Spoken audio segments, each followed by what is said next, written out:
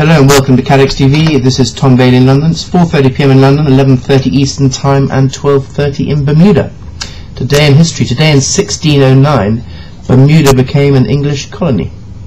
And today in 1993, 317 people were killed by bomb attacks in Bombay. And now to the news. The European Commission has announced an insurance investigation. The European Commission is to probe into the insurance industry's ability to provide adequate cover against natural catastrophes, particularly flooding. Michel Barnier, Commissioner for Internal Markets and Services, announced yesterday at the European Parliament in Strasbourg that the Commission would carry out an in-depth examination of insurance schemes covering national catastrophes, in particular flooding. This announcement came in response to an oral question by Irish MP Sean Kelly, in which he said the market had been able to provide adequate cover against flooding in certain member states. Mr Kelly's question follows severe flooding in Ireland and the United Kingdom in November and December. It also comes shortly after the deaths of more than 50 people in violent floods caused by Storm Cynthia in France at the end of last month.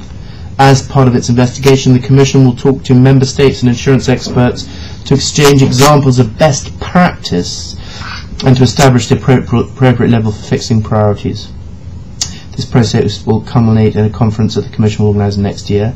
As a special advisor to Commission President José Manuel Barroso, Barnier presented a report proposing the creation of a European Civil Protection Force in May 2006. New York officials have agreed to pay up to $657.5 million to thousands of rescue and cleanup workers at Ground Zero site following the 9/11 attacks. The settlement would compensate more than 10,000 plaintiffs who said they were made sick by the dust from the collapsed World Trade Towers. At least 95% of the plaintiffs must approve the deal for it to take effect. The money would come from a federally financed insurance fund of almost $1 billion that the city controls. Claims adjuster, chosen by lawyers involved in the case, would decide on the validity of each plaintiff's claim and how much compensation they were entitled to. The agreement follows a long battle in the courts, but must still be approved by a judge and agreed to by claimants. The announcement was made yesterday evening by the World Trade Center captive insurance company, which was set up to handle the claims of those injured in the rescue effort. In a statement, New York Mayor Michael Bloomberg called the settlement a fair and reasonable resolution to a complex set of circumstances. Still in New York, a court-appointed expert yesterday blamed the collapse of investment bank Lehman Brothers on its top management, as well as the audit firm Ernst & Young and banks Citigroup and JP Morgan Chase. The 158-year-old bank filed for protection in September 2008 in the largest US bankruptcy filing in history, leaving the future of 25,000 staff in jeopardy and sending a financial tsunami across the globe.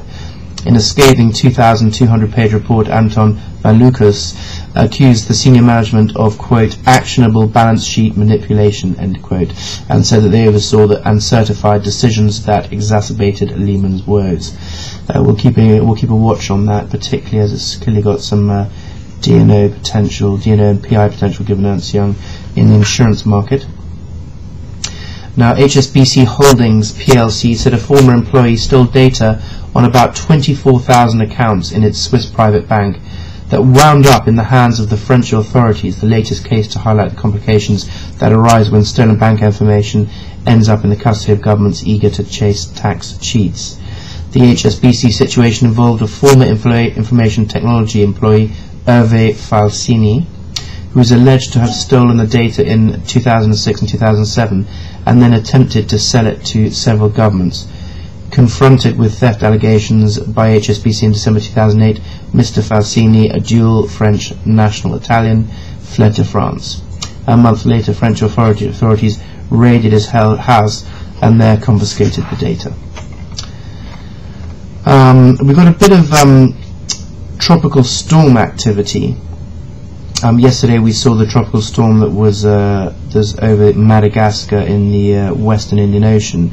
Today in the Western Pacific off Australia, we've got two tropical storms. Tropical storm imaginatively named 19 and 20. They won't get a name unless they upgrade. 19, as you'll see from this, is heading sort of southeastwards and should miss New Zealand. Both are forecast to strengthen over the next 24 hours. 19 is currently sustained winds of 35 knots, forecast to strengthen to 55 knots, and 20 is 35 knots, forecast to strengthen to 50 knots. And now some company news. Platinum Underwriters Holdings announced today its initial loss estimate for the first quarter 2010 catastrophe events that have occurred to date at approximately $85 million net of reinstatement premium, tax benefits and retrocessional coverage. The company's initial loss estimate included losses from earthquake in Chile, European windstorm Xanthia, Melbourne hailstorm and the East Coast winter storms in the United States.